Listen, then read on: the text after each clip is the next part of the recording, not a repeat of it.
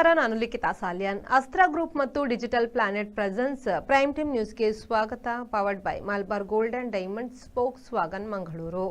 ಇದೀಗ ಸುದ್ದಿಯ ವಿವರ. ತೆಲಂಗಾಣ ರಾಜ್ಯದ ಸಂಗಾರೆಡ್ಡಿ ಜಿಲ್ಲೆಯ ಪಶಮೈಲಾರಂ ಕೈಗಾರಿಕಾ ಎಸ್ಟೇಟ್ನಲ್ಲಿ ಸಂಭವಿಸಿದ ಸ್ಫೋಟದಲ್ಲಿ ಸಾವಿನ ಸಂಖ್ಯೆ 12ಕ್ಕೆ ಏರಿತು ಮತ್ತು ಹಲವರು ಅವಶೇಷಗಳಡಿ ಸಿಕ್ಕಿಹಾಕಿಕೊಂಡಿದ್ದಾರೆ. ಸಂಗಾರೆಡ್ಡಿ ಜಿಲ್ಲೆಯ ಪಶು ಮೈಲಾರಂ ಕೈಗಾರಿಕಾ ಕ್ಷೇತ್ರದ ಸಿಗಾಚಿ ಕೆಮಿಕಲ್ಸ್ ಎಂಬ ರಾಸಾಯನಿಕ ಘಟಕದಲ್ಲಿ ಈ ಸ್ಫೋಟ ಸಂಭವಿಸಿದ 12 ಮಂದಿಯ ಶವಗಳನ್ನು ಹೊರತೆಗೆಯಲಾಯಿತು. ತೀವ್ರವಾಗಿ ಗಾಯಗೊಂಡಿರುವ 15ಕ್ಕಿಂತ ಹೆಚ್ಚು ಜನರು ಗಾಯಗೊಂಡು ಚಿಕಿತ್ಸೆ ಪಡೆಯುತ್ತಿದ್ದಾರೆ. ಕಟ್ಟಡದ ಅಡಿಯಿಂದ 13 ಮಂದಿ ಕೆಲಸಗಾರರನ್ನ ರಕ್ಷಿಸಲಾಯಿತು. ಒಂದು ಕಟ್ಟಡ ಬಿದ್ದಿದೆ, ಇನ್ನೊಂದು ಕಟ್ಟಡದ ಅರ್ಧ ಭಾಗ ಉದುರಿದೆ. ಈ ಕಟ್ಟಡದಲ್ಲಿ 61 ಮಂದಿ ಕೆಲಸ ಮಾಡುತ್ತಿದ್ದರು ಎಂದು ತಿಳಿದು ಬಂದಿದೆ. ಕಟ್ಟಡಗಳ ಅವಶೇಷಗಳಡಿ ಕೆಲವರು ಸಿಕ್ಕಿಬಿದ್ದಿರುವುದಾಗಿ ರಕ್ಷಣಾ ಕಾರ್ಯಾಚರಣೆಯಲ್ಲಿ ತೊಡಗಿರುವವರು ಹೇಳಿದ್ದಾರೆ. 11 ಅಗ್ನಿಶಾಮಕ ವಾಹನಗಳ ಸಿಬ್ಬಂದಿ, ರಾಜ್ಯ ವಿಪತ್ತು ನಿರ್ವಹಣಾ ಪಡೆಯವರು ರಕ್ಷಣಾ ಕಾರ್ಯಾಚರಣೆ ಮುಂದುವರೆಸಿದ್ದಾರೆ. ಸಂಗಾರೆಡ್ಡಿ ಜಿಲ್ಲಾಧಿಕಾರಿ ಪಿ ಪ್ರಾವೀಣ್ಯ ಹಾಗೂ ಪೊಲೀಸ್ ಸೂಪರಿಂಟೆಂಡೆಂಟ್ ಪರಿತೋಷ್ ಪಂಕಜ್ ಸ್ಥಳಕ್ಕೆ ಭೇಟಿ ನೀಡಿ ಪರಿಶೀಲಿಸಿದರು. ಬಿಹಾರ ರಾಜ್ಯದ ಗಯಾದ ಬಳಿ ಲಂಗೂರಿಯಾ ಹಿಲ್ ಜಲಪಾತದಲ್ಲಿ ಜಾರಿ ಬಿದ್ದ 6 ಮಂದಿ ಮಹಿಳೆಯರನ್ನು ಪವಾಡ ಸದೃಶ್ಯವಾಗಿ ರಕ್ಷಿಸಲಾಯಿತು. ಈ ನೀರ್ಬೀಳುವಿನ ಮಧ್ಯದವರೆಗೆ ಈ 6 ಮಂದಿ ಮಹಿಳೆಯರು ಮುನ್ನಡೆದಿದ್ರು. ದಿಢೀರನೆ ದೂಡಿಕೊಂಡು ಬಂದ ನೀರಿನ ಪ್ರವಾಹವು ಅವರನ್ನ ಕೆಳದೂಡಿತ್ತು. ಇನ್ನೇನು ಅವರ ಕತೆ ಮುಗಿಯಿತು. ಪ್ರಪಾತಕ್ಕೆ ಬಿದ್ದು ಹೋಗುತ್ತಾರೆ ಎನ್ನುವ ಹೊತ್ತಿಗೆ ಅವರನ್ನ ರಕ್ಷಿಸಲಾಯಿತು. ಸದ್ಯ ಆ ಲಲನೆಯರು ಕಲ್ಲನ್ನ ಗಟ್ಟಿಯಾಗಿ ಹಿಡಿದುಕೊಂಡಿದ್ದರಿಂದ ರಕ್ಷಿಸುವುದು ಸಾಧ್ಯವಾಯಿತು. ಈ ವಿಡಿಯೋ ಸಾಮಾಜಿಕ ಜಾಲತಾಣಗಳಲ್ಲಿ ವೈರಲ್ ಆಗಿದೆ. ಸ್ಥಳೀಯರು ಕೂಡಲೇ ಓಡಿ ಬಂದು ಅವರನ್ನ ಮೇಲೆತ್ತಿ ರಕ್ಷಿಸಿದ್ರು. ಕಲ್ಲಿನ ನಡುವೆ ಸಿಕ್ಕಿದ್ದರಿಂದ 6 ಮಹಿಳೆಯರಲ್ಲಿ ಒಬ್ಬರು ಗಾಯಗೊಂಡಿದ್ದಾರೆ. ಹಿಂದೆಂದಿಗಿಂತಲೂ ಅಧಿಕ ನೀರು ಹರಿಯುವುದನ್ನ ನಾವು ಈ ಬಾರಿಯೇ ನೋಡಿದ್ದು ಎಂದು ಊರಿನವರು ಹೇಳಿದ್ದಾರೆ. ಪ್ರವಾಸಿಗರು ಕಲ್ಲುಗಳಲ್ಲಿ ಮುಂದೆ ಹೋಗುತ್ತಿರುತ್ತಾರೆ ಎಂದು ಊರವರು ಅಪಾಯಕ್ಕೆ ಕಾರಣವನ್ನ ಹೇಳಿದ್ರು. ಉತ್ಸವ ಪ್ರಿಯ ಉಡುಪಿ ಶ್ರೀಕೃಷ್ಣನಿಗೆ ಪರ್ಯಾಯ ಶ್ರೀ ಪುತ್ತಿಗೆ ಮಠಾಧೀಶರು ತಮ್ಮ ಚತುರ್ಥ ಪರ್ಯಾಯ ಸಂದರ್ಭದಲ್ಲಿ ಲೋಕ ಕಲ್ಯಾಣಾರ್ಥವಾಗಿ ಪಾರ್ಥಸಾರಥಿ ಸುವರ್ಣ ಕಥಾ ನಿರ್ಮಾಣಕ್ಕೆ ಚಾಲನೆ ನೀಡಲಾಯಿತು. ಪಾರ್ಥಸಾರಥಿ ಸುವರ್ಣ ರಥ ನಿರ್ಮಾಣಕ್ಕೆ ಮಂತ್ರಾಲಯದ ಶ್ರೀ ರಾಘವೇಂದ್ರ ಮಠದ ಶ್ರೀ ಸುಬುಧೇಂದ್ರ ತೀರ್ಥ ಶ್ರೀಪಾದರು ರಾಜಾಂಗಣದಲ್ಲಿ ಚಾಲನೆಯನ್ನ ನೀಡಿದ್ರು. ಪುತ್ತಿಗೆ ಮಠದ ಸುಗಣೇಂದ್ರ ತೀರ್ಥ ಸ್ವಾಮೀಜಿ ತಮ್ಮ ಸನ್ಯಾಸದ ಸುವರ್ಣ ಮಹೋತ್ಸವದ ಪ್ರಯುಕ್ತ ಉಡುಪಿಯ ಶ್ರೀಕೃಷ್ಣ ದೇವರಿಗೆ ಪಾರ್ಥಸಾರಥಿ ಸುವರ್ಣ ರಥ ಅರ್ಪಿಸಲು ಸಂಕಲ್ಪದಂತೆ ಮಂತ್ರಾಲಯದ ಶ್ರೀಗಳ ಮೂಲಕ ಈ ಕಾರ್ಯಕ್ರಮಕ್ಕೆ ಚಾಲನೆ ದೊರೆತಿದೆ. ಉಡುಪಿ ಶ್ರೀಕೃಷ್ಣ ಮಠಕ್ಕೆ ಆಗಮಿಸಿದ ಮಂತ್ರಾಲಯದ ಶ್ರೀಗಳು ಕೃಷ್ಣ ಮುಖ್ಯ ಪ್ರಾಣ ದೇವರ ದರ್ಶನ ಕೈಗೊಂಡರು. ಬಳಿಕ ಪರ್ಯಾಯ ಮಠದ ವತಿಯಿಂದ ಸ್ವಾಮೀಜಿಯವರನ್ನ ಗೌರವಿಸಲಾಯಿತು. ವಿಶೇಷ ಮೆರವಣಿಗೆಯಲ್ಲಿ ಕರೆತಂದು ರಾಜಾಂಗಣದಲ್ಲಿ ರಥ ನಿರ್ಮಾಣಕ್ಕೆ ಚಾಲನೆಯನ್ನ ನೀಡಲಾಯಿತು. ನಮ್ಮ ಚತುರ್ಥ ಪರ್ಯಾಯದ ವಿಶ್ವಗೀತ ಪರ್ಯಾಯದ ಈ ಒಂದು ಅವಧಿಯಲ್ಲಿ ಬಹಳ ಮಹತ್ವದ, ಬಹಳ ಒಂದು ಐತಿಹಾಸಿಕವಾದಂತಹ ದಿವಸವಾಗಿದೆ ಅಂತ ಹೇಳಿ ನಾವು ಬಹಳ ಸಂತೋಷ ಪಡ್ತಾ ಇದ್ದೇವೆ. ಶ್ರೀ ರಾಘವೇಂದ್ರ ಮಠದ ಯತಿಗಳು ಆಗಮಿಸಿ ಶ್ರೀಕೃಷ್ಣನಿಗೆ ಅರ್ಪಣೆ ಮಾಡಲಿಕ್ಕೆ ಇರತಕ್ಕಂತಹ ನಮ್ಮ ಪಾರ್ಥಸಾರಥಿ ಸುವರ್ಣ ರಥಕ್ಕೆ ಚಾಲನೆಯನ್ನು ಕೊಟ್ಟಿದ್ದಾರೆ. ಇವತ್ತಿನಿಂದ ರಥ ಚಲಿಸಲಿಕ್ಕೆ ಶುರುವಾಗಿದೆ. ಅದಕ್ಕೆ ಮೊದಲ ಚಾಲನೆಯನ್ನು ನಮ್ಮ ಮಂತ್ರಾಲಯ ಮಠದ ಶ್ರೀ ಸುಬುಧೇಂದ್ರ ತೀರ್ಥರು ಕೊಟ್ಟದ್ದು ನಮ್ಮ ಪರ್ಯಾಯದ ಉಡುಪಿಯ ಶ್ರೀಕೃಷ್ಣ ಮಠದ ಒಂದು ಇತಿಹಾಸದಲ್ಲಿ ಇದು ಬಹಳ ಮಹತ್ವದ ದಿವಸ ಅಂತ ಹೇಳಿ ನಾವು ಭಾವಿಸ್ತಾ ಇದ್ದೇವೆ.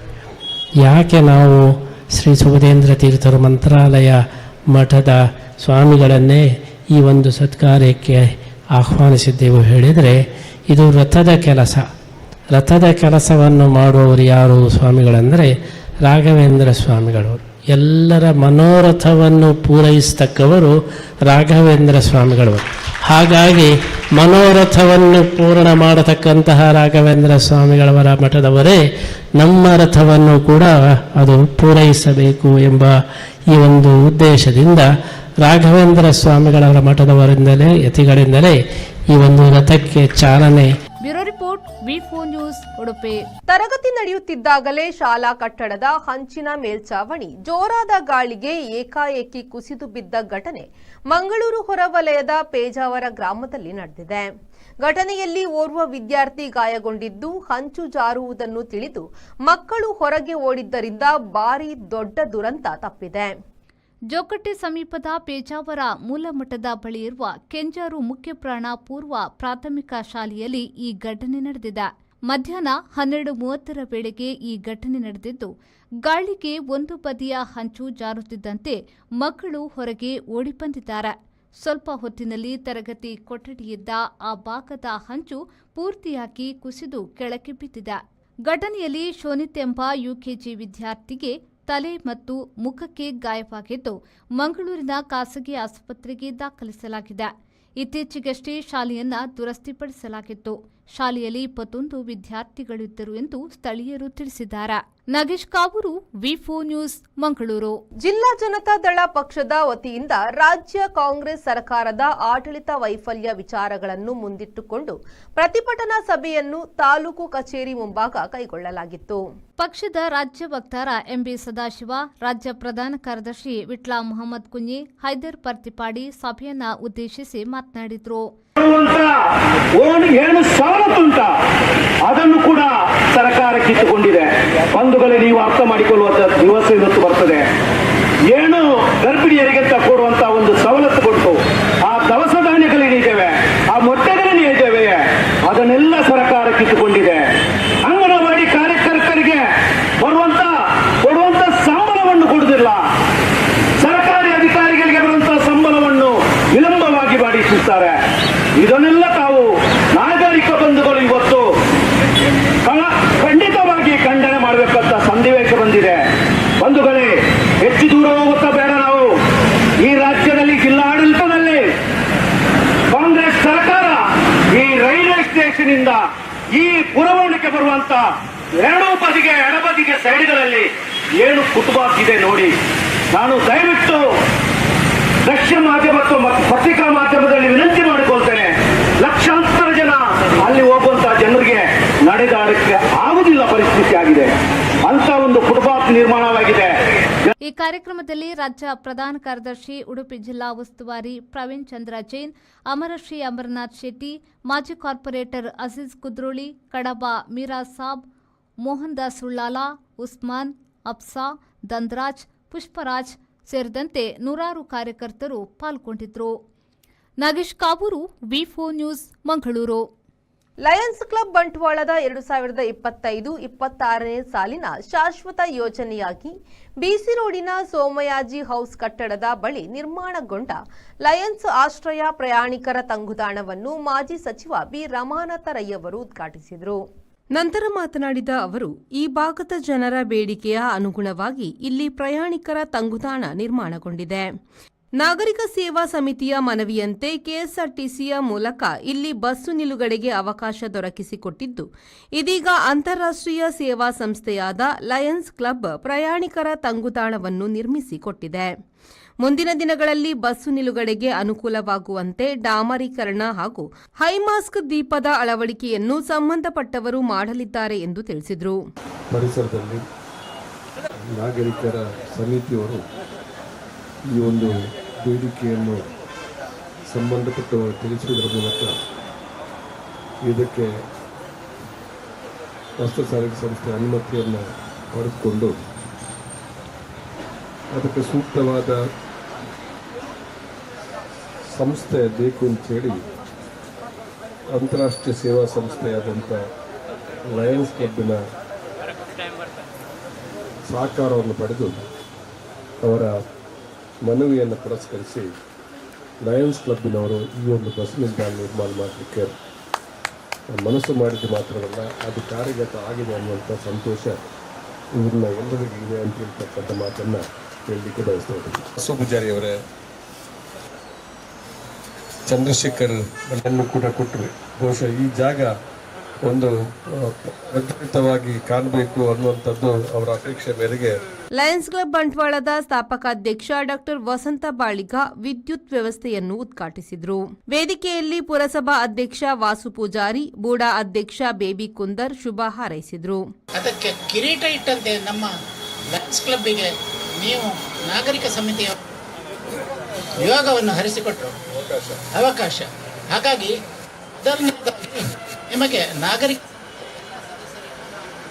ಹಾರ್ದಿಕವಾಗಿ.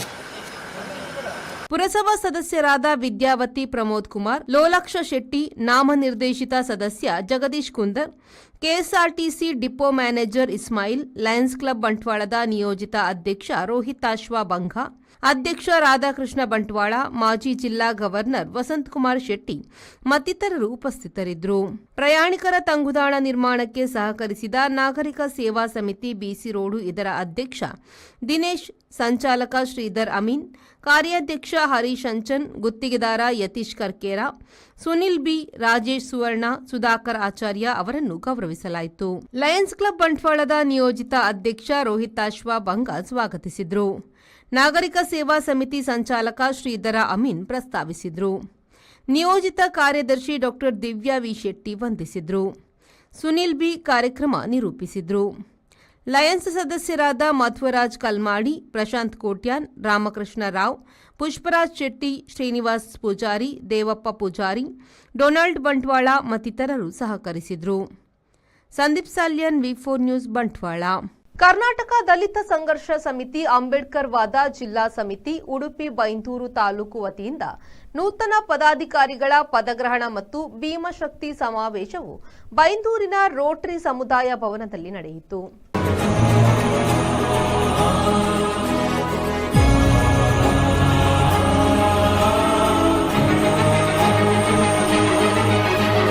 ರಾಷ್ಟ್ರ ಸಂವಿಧಾನಕ್ಕೆ ನೀನೆ ಶಿಲ್ಪಿಯು ದಾರಿದೀಪವು ನೀನೆ ಕಲಿಸಿಕೊಟ್ಟೆ ಸಮಾನತೆಯನ್ನು ಏಕತೆಯನ್ನು. ರಾಷ್ಟ್ರ ಸಂವಿಧಾನಕ್ಕೆ ನೀನೆ ಶಿಲ್ಪಿಯು ನೀನೆ ಕಲಿಸಿಕೊಟ್ಟೆ ಸಮಾನತೆಯನ್ನು. ನಿನ್ನ ಲೇಖನಿಯ ಬರಹ ದೇಶ ಖರ್ಚನೆ ಒಂದು ಮಾತು ಕೂಡ ಭೀಮ ಗರ್ಜನೆ. ನಾಯಕ ನೀನು ಭೀಮರ, ಮಹಾನಾಯಕ ನೀನು ಭೀಮರ, ನಾಯಕ ನೀನು ಭೀಮರ, ಮಹಾನಾಯಕ ನೀನು ಭೀಮರ. ನೊಂದ ಜನರಿಗೆ ನೀ ದೇವರೋ ಜಗ ಹೇಳಿದೆ ಜೈ ಭೀಮರ. ರಾಜ್ಯ ಸಂಘಟನಾ ಸಂಚಾಲಕರಾದ ಸುಂದರ್ ಮಾಸ್ತರ್ ಅಂಬೇಡ್ಕರ್ ಭಾವಚಿತ್ರಕ್ಕೆ ಪುಷ್ಪನಮನವನ್ನು ಸಲ್ಲಿಸಿ ಕಾರ್ಯಕ್ರಮಕ್ಕೆ ಚಾಲನೆಯನ್ನು ನೀಡಿದರು. ಬಳಿಕ ಮಾತನಾಡಿದ ಅವರು, ರಾಜ್ಯದಲ್ಲಿ ಕರ್ನಾಟಕ ದಲಿತ ಸಂಘರ್ಷ ಸಮಿತಿ ಕಳೆದ ಹಲವಾರು ವರ್ಷಗಳಿಂದ ಕಾರ್ಯನಿರ್ವಹಿಸುತ್ತಿದೆ. ಸಮಾಜದಲ್ಲಿ ಸಂಕಷ್ಟಕ್ಕೆ ಒಳಗಾಗಿರುವ ಸಮುದಾಯಗಳಿಗೆ ಹೋರಾಟ, ಪ್ರತಿಭಟನೆಯ ಮೂಲಕ ನ್ಯಾಯ ಒದಗಿಸಲಾಗುತ್ತಿದೆ. ರಾಜ್ಯದ ಎಲ್ಲ ಜಿಲ್ಲಾ ಕೇಂದ್ರ ಹಾಗೂ ತಾಲೂಕು ಕೇಂದ್ರಗಳಲ್ಲಿ ಶಾಖೆಗಳ ಮೂಲಕ ಸಂಘಟನೆಗೆ ಆದ್ಯತೆ ನೀಡಲಾಗಿದೆ ಎಂದರು. ಈಗಾಗಲೇ ರಾಜ್ಯದಲ್ಲಿ ದಲಿತರ ಮೇಲೆ ಹಲವಾರು ದೌರ್ಜನ್ಯಗಳು ಆಗ್ತಾ ಇದೆ. ಅಸ್ಪೃಶ್ಯತೆ, ದೇವಸ್ಥಾನ ಪ್ರವೇಶ ನಿಷೇಧ, ಬೇರೆ ಬೇರೆ ರೀತಿಯ ದೌರ್ಜನ್ಯಗಳು ಆಗ್ತಾ ಇದೆ. ಅದರಲ್ಲೂ ಕೂಡ ಉಡುಪಿಯಲ್ಲಿ ಕೂಡ ಇಂಥ ಪ್ರಕರಣಗಳು ಮರುಕಳಿಸ್ತಾ ಇದೆ. ಆದರೂ ಈ ಪೊಲೀಸ್ ಇಲಾಖೆಗಳು FIR ಮಾಡಿ ಪ್ರಕರಣವನ್ನು ದಾಖಲಿಸ್ತದೆ.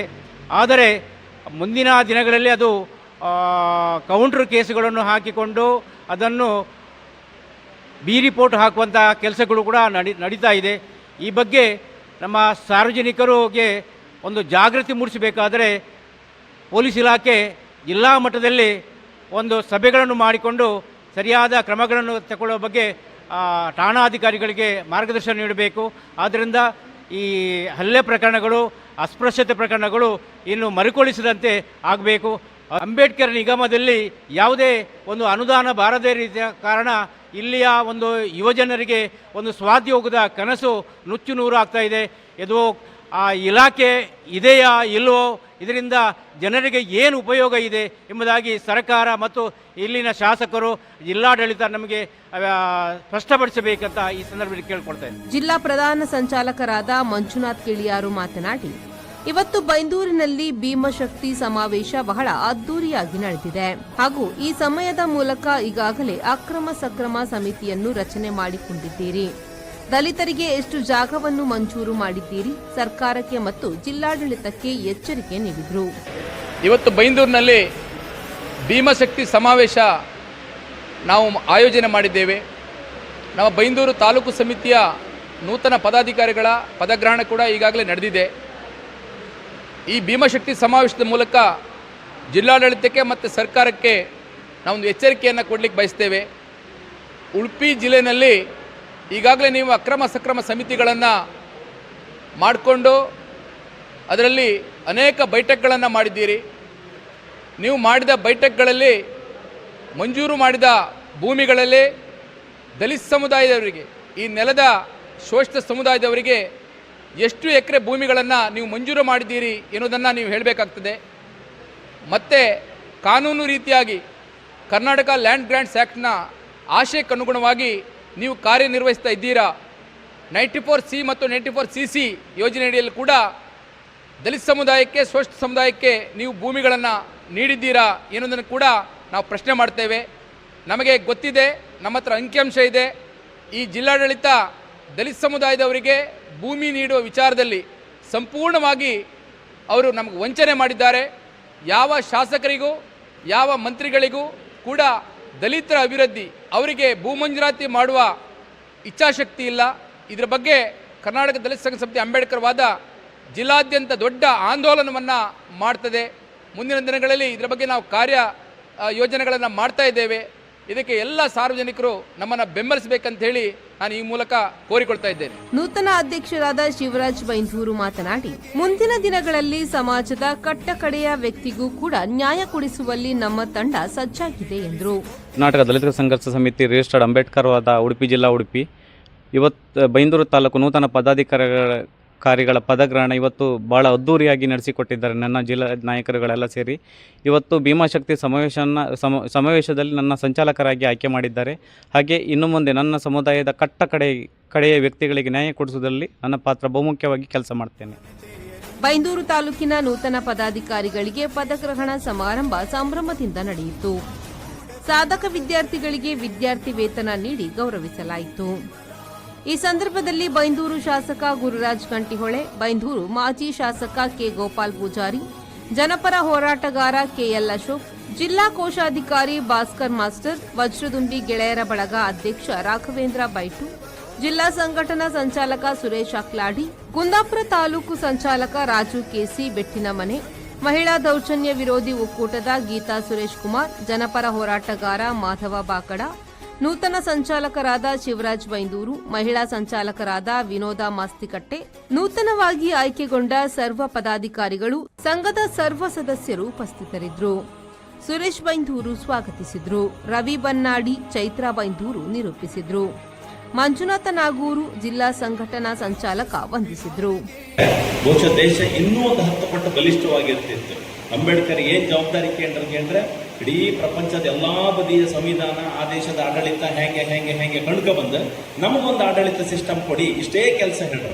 ಹಾಗಾಗಿ ಅವರು ಬೇರೆ ಬೇರೆ ದೇಶದಾಗ, ಅಮೆರಿಕದಾಗ ಅಧ್ಯಕ್ಷ ಪದ್ಧತಿ, ಇನ್ಯಾವುದೋ ದೇಶದಲ್ಲಿ ಪ್ರಧಾನಮಂತ್ರಿ, ಇನ್ಯಾವುದೋ ದೇಶದಲ್ಲಿ ರಾಷ್ಟ್ರಪತಿ, ಇವರದ್ದೇ ಯಜಮಾನಿಕೆ ಅಂತಿರುವಾಗ ಎಲ್ಲ ದೇಶವನ್ನು ಕಣ್ಕ ಬಂದು ನಮಗಿವತ್ತೇನಿದೆ, ರಾಷ್ಟ್ರಪತಿಗಳು ಇರ್ತಾರೆ, ಪ್ರಧಾನಮಂತ್ರಿಗಳು ಇರ್ತಾರೆ, ಮುಖ್ಯಮಂತ್ರಿಗಳು ಇರ್ತಾರೆ, ಸ್ಥಳೀಯ ಆಡಳಿತ ಅಂತ ಇರ್ತದೆ. ಅಲ್ಲಲ್ಲಲ್ಲಲ್ಲಲ್ಲ ಜನರೇ ಆಡಳಿತ ಮಾಡ್ಕೊಳ್ಕ ಅಂಬಂತ ವ್ಯವಸ್ಥೆ ನಮ್ದು.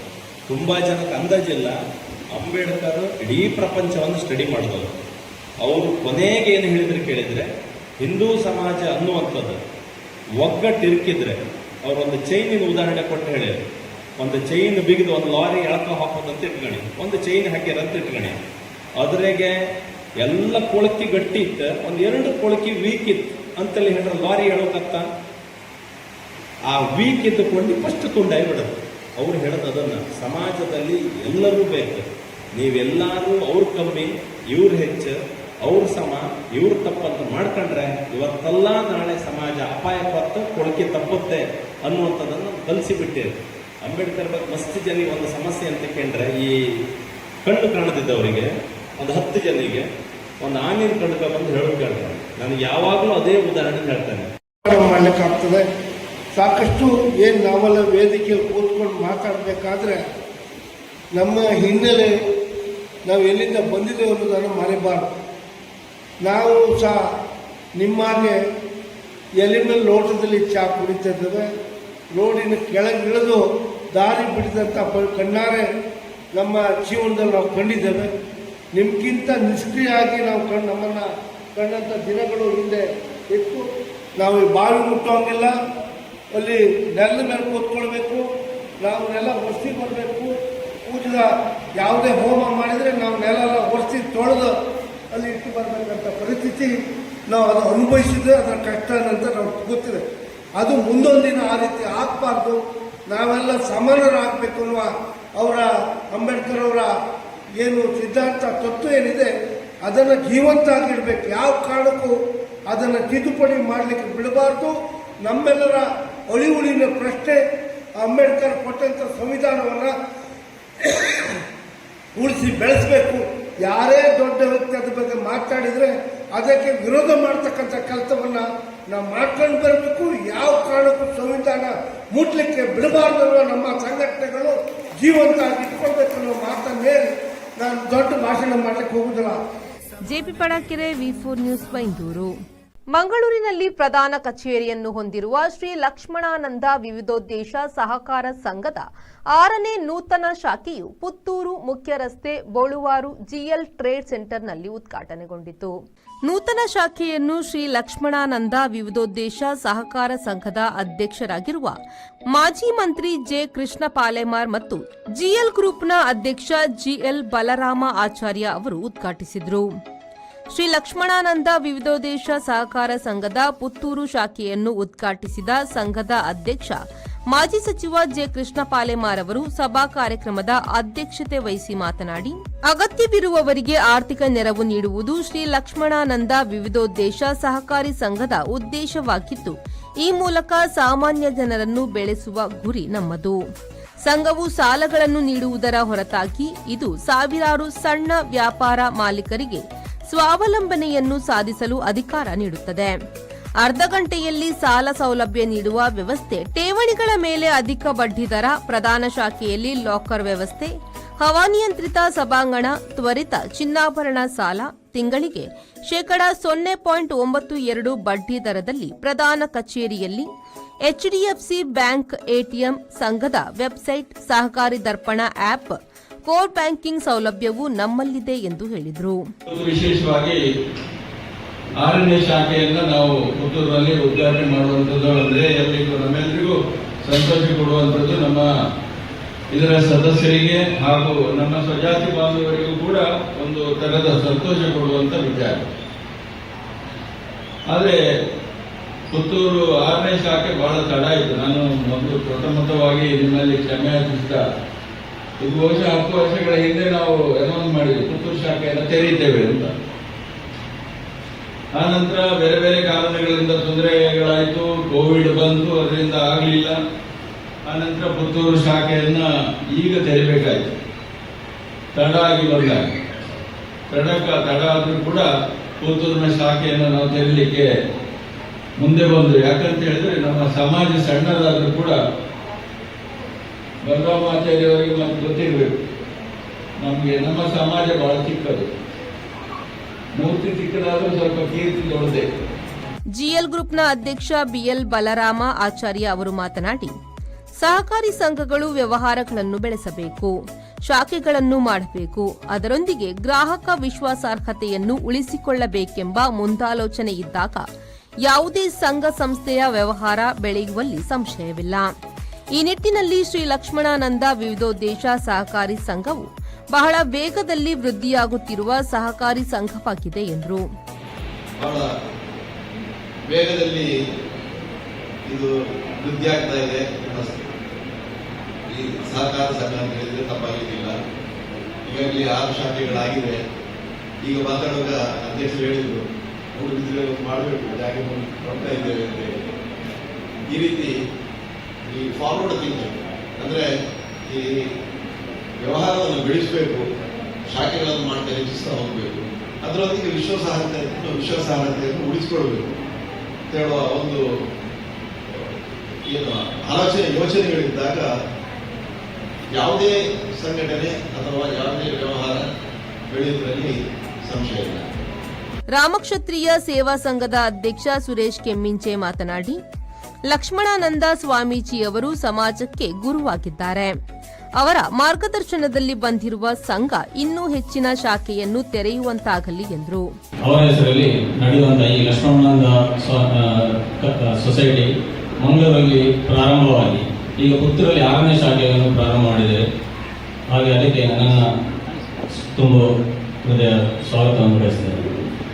ಈ ಸೊಸೈಟಿ ಎಂಬ ಕಾನ್ಸೆಪ್ಟ್ ಕನ್ನಡದಲ್ಲಿ ಸಹಕಾರಿ ರಂಗ ಅಂತಾರೆ. ಈ ಸಹಕಾರಿ ರಂಗವನ್ನು ಭಾರತ ದೇಶದಿಂದ ಮೊದಲೇ ಜಗತ್ತಲ್ಲಿ ರಾಬರ್ಟ್ ಪವನ್ ಎಂಬ 1761ರಲ್ಲಿ ಈ ಕೋಆಪರೇಟಿವ್ ಅನ್ನು ಸ್ಟಾರ್ಟ್ ಮಾಡಿದ್ರು. ನಗರಸಭೆ ಉಪಾಧ್ಯಕ್ಷ ಬಾಲಚಂದ್ರ ಕೆ ಮಾತನಾಡಿ, ಇವತ್ತು ಹೊಸದಾಗಿ ಪುತ್ತೂರಿನಲ್ಲಿ ತನ್ನ 6ನೇ ಶಾಖೆಯನ್ನು ತೆರೆದುಕೊಂಡಿರುವ ಶ್ರೀ ಲಕ್ಷ್ಮಣಾನಂದ ಸಹಕಾರಿ ಸಂಘದ ಜೊತೆಗೆ ನಮ್ಮ ಸಂಘದ ಕ್ಷಾತ್ರಿಯ ಸಮಾಜ ಸೇವಾ ಸಂಘದಲ್ಲೂ ವ್ಯವಹಾರವನ್ನು ಕೊಡಿ. ನಮ್ಮ ಸಂಘ ಬೆಳೆಯುತ್ತಿರುವ ಸಂಘ, ಅದನ್ನು ಬೆಳೆಸಿ ಎಂದ ಅವರು, ನಮ್ಮ ಸಮಾಜದ 2 ಸಂಘಗಳಿಗೆ ಪ್ರೋತ್ಸಾಹ ನೀಡಿ ಎಂದರು. ಒಂದು ದೇವರಾಗಿ ನಾವು ಅವರನ್ನು ನೆನೆಸಿಕೊಳ್ಬೇಕಂದ್ರೆ ಹಾಗೆ ಒಂದು ದೇವರಿಗೆ ಕಾರ್ಮಿಕವನ್ನು ಬರಬೇಕು, ಅದು ಊರಿಡಿ ಪಸರಿಸಬೇಕು. ಅಲ್ಲಿಯ ಇರತಕ್ಕಂಥ ಆಚಾರ್ಯ ವರ್ಗದವರಿರ್ಬೋದು, ವ್ಯವಸ್ಥಾಪನಾ ಸಮಿತಿಗಳಿರ್ಬೋದು, ಅವರಿಂದ ಎಲ್ಲವೂ ಒಳ್ಳೆಯ ರೀತಿಯಲ್ಲಿ ಬಂದಾಗ ಒಳ್ಳೆಯ ಸೇವೆಯನ್ನು ಕೊಡತಕ್ಕಂಥದ್ದು, ಬಂದ ಭಕ್ತಾದಿಗಳಿಗೆ ಅಥವಾ ಬಂದ ಗ್ರಾಹಕರಿಗೆ ಒಳ್ಳೆಯ ಸೇವೆ ಕೊಡುವುದರ ಮೂಲಕವಾಗಿ ಆ ನಮ್ಮ ಏನು ಕೃಷ್ಣಪಾಲನವರು ಈಗ ಸ್ಥಾಪಕ ಅಧ್ಯಕ್ಷರು ಕೂಡ ಈಗ ಕೂಡ ಅಧ್ಯಕ್ಷರಾಗಿದ್ದಾರೆ. ಅವರ ಹೆಸರು ಮತ್ತೆ ಮೇಲಕ್ಕೆ ಬರಬೇಕು.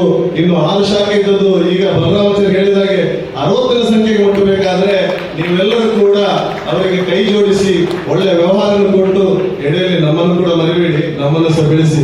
ಪುತ್ತೂರಿನಲ್ಲಿ ಸಂಘ ಪ್ರಾರಂಭಿಸಲು ಸಹಕಾರ ನೀಡಿದ ಪುತ್ತೂರು ಕೋಆಪರೇಟಿವ್ ಟೌನ್ ಬ್ಯಾಂಕ್ ನಿರ್ದೇಶಕ ಚಂದ್ರಶೇಖರ್ ರಾವ್ ಬಪ್ಪಳಿಗೆ, ನಿತಿನ್ ಮಂಗಳ, ಅರುಣ್ ಕುಮಾರ್, ಅನಿಲ್ ಅವರನ್ನು ಶ್ರೀ ಲಕ್ಷ್ಮಣಾನಂದ ಸಹಕಾರಿ ಸಂಘದಿಂದ ಸನ್ಮಾನಿಸಲಾಯಿತು. ಸಂಘದ ಸಿಬ್ಬಂದಿಗಳಾದ ಸುಶಾಂತ್, ಆಶಾ, ರಮೇಶ್, ಚಂದ್ರಿಕಾ, ಕಮಲಾಕ್ಷ, ಜ್ಯೋತಿ ಅತಿಥಿಗಳನ್ನು ಗೌರವಿಸಿದರು. ಸಂಘದ ಮುಖ್ಯ ಕಾರ್ಯನಿರ್ವಹಣಾ ಅಧಿಕಾರಿ ಸಂದೇಶ್, ಸಂಘದ ನಿರ್ವಹಣಾ ನಿರ್ದೇಶಕ ಚಂದನ್ ಕೋಟಿಕಾರ್ ವೇದಿಕೆಯಲ್ಲಿ ಉಪಸ್ಥಿತರಿದ್ದರು.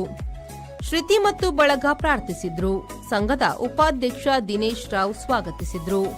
ಸಂಘದ ಸಿಬ್ಬಂದಿ ಕಮಲಾಕ್ಷ ವಂದಿಸಿದ್ರು. ಸಂಘದ ಮುಖ್ಯ ಕಾರ್ಯನಿರ್ವಹಣಾ ಅಧಿಕಾರಿ ಸಂದೇಶ್ ಕಾರ್ಯಕ್ರಮ ನಿರೂಪಿಸಿದ್ರು. ಶಾಖಾ ವ್ಯವಸ್ಥಾಪಕ ಸುಶಾಂತ್, ಸಿಬ್ಬಂದಿಗಳಾದ ಶ್ಯಾಮ್ ಸುಂದರ್ ವಿವಿಧ ಕಾರ್ಯಕ್ರಮ ನಿರ್ವಹಿಸಿದ್ರು. ಕ್ಷಾತ್ರಿಯ ಸಮಾಜ ಸೇವಾ ಸಹಕಾರಿ ಸಂಘದ ಸ್ಥಾಪಕ ಸುಬ್ರಹ್ಮಣ್ಯ ರಾವ್, ಸ್ವಾಮಿ ಕಲಾಮಂದಿರದ ಮಾಲಕ ಮಾಧವಸ್ವಾಮಿ, ಜಯರಾಜ್, ಮಂಜುಳಾ, ವಾರಿಜಾ, ಉಮೇಶ್ ರಾವ್, ಪುತ್ತೂರು ಯುವ ವೃಂದದ ಅಧ್ಯಕ್ಷ ಅನೀಶ್ ಕುಮಾರ್, ಸ್ಟೇಟ್ ಬ್ಯಾಂಕ್ ನಿವೃತ್ತ ಅಧಿಕಾರಿ ಶ್ರೀನಿವಾಸ್, ಸಂಘದ ನಿರ್ದೇಶಕರಾದ ರಾಮಚಂದ್ರ ಕೆಎಸ್, ಜೆ ಕೃಷ್ಣಾನಂದರಾವ್, ಡಾ ಜೆ ರವೀಂದ್ರ, ಡಾ H Prabhakar, KS Ranjan, K Ravindra, P Babu, Varicha K, ಡಾ Manjula A Rao, K Jayaraj, Karnataka bank ನಿವೃತ್ತ ಅಧಿಕಾರಿ ನಿರ್ದೇಶಕ ನಾಗಪ್ಪ, ಕೆನರಾ ಬ್ಯಾಂಕ್ ನಿವೃತ್ತ ಅಧಿಕಾರಿ ಜಯರಾಜ್, ನ್ಯಾಯವಾದಿ ಅನಿಲ್ ಬೇಕಲ್ ಸಹಿತ ಹಲವಾರು ಮಂದಿ ಉಪಸ್ಥಿತರಿದ್ದರು. ಪುತ್ತೂರು ಶಾಖೆಯ ಶುಭಾರಂಭದ ಪ್ರಯುಕ್ತ ಗ್ರಾಹಕರು ಇರಿಸಿರುವ ಡೆಪಾಸಿಟ್ಗೆ 1% ಬಡ್ಡಿ ಹೆಚ್ಚಳ ನೀಡಲಾಗುವುದು. ಅದರಂತೆ ಸಾಲಗಾರರಿಗೆ 1% ಬಡ್ಡಿ ಕಡಿಮೆಯಲ್ಲಿ ಸಾಲ ವಿತರಿಸುವ ಯೋಜನೆಯನ್ನು ಸಂಘದ ಅಧ್ಯಕ್ಷ ಜೆ ಕೃಷ್ಣಪಾಲೆಮಾರ್ ಘೋಷಣೆ ಮಾಡಿದರು. ಅನೀಶ್ ವಿ4 ನ್ಯೂಸ್ ಪುತ್ತೂರು. ಇದು ಈ ಹೊತ್ತಿನ ಪ್ರಮುಖ ಸುದ್ದಿ. ನಿರಂತರ ಸುದ್ದಿ ಮತ್ತು ಮನರಂಜನೆಗಾಗಿ ನೋಡ್ತಾ ಇರಿ ವಿ4 ನ್ಯೂಸ್.